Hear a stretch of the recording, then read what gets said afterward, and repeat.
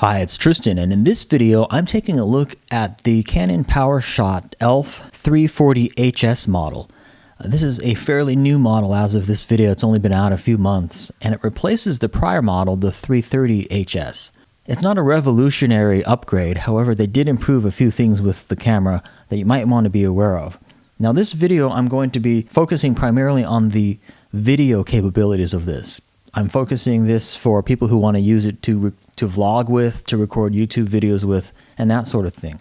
So let's go ahead and get started. This is everything that it comes with. Of note, they no longer include a USB cable anymore, so you'll have to buy one of those if you want one.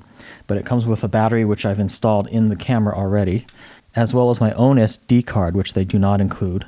But here's the battery right here.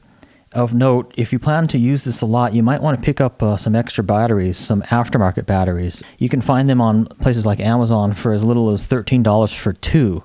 So I would highly recommend you pick that up because the battery's pretty small on this, and the battery life isn't that great, especially if you're doing video.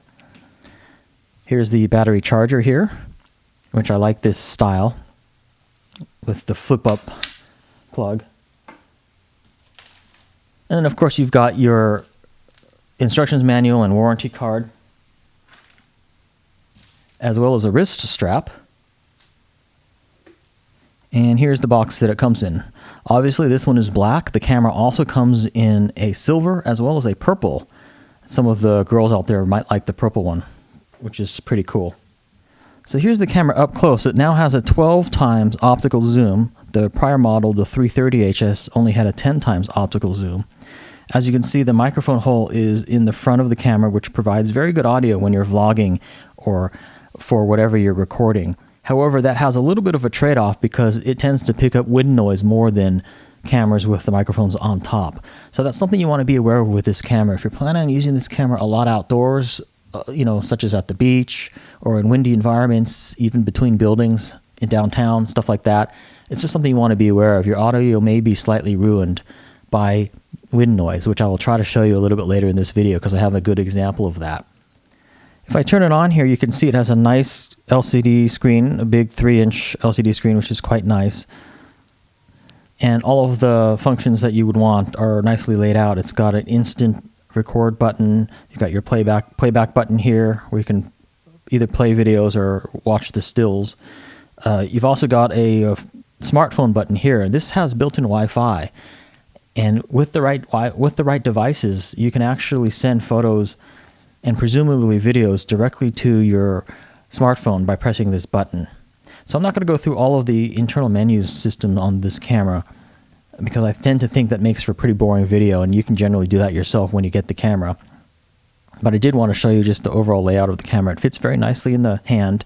It's quite light and fits nicely in a jeans pocket or a purse. So let me go ahead and show you some example of video shot with this camera so you can get a better idea of how it performs, especially for videos.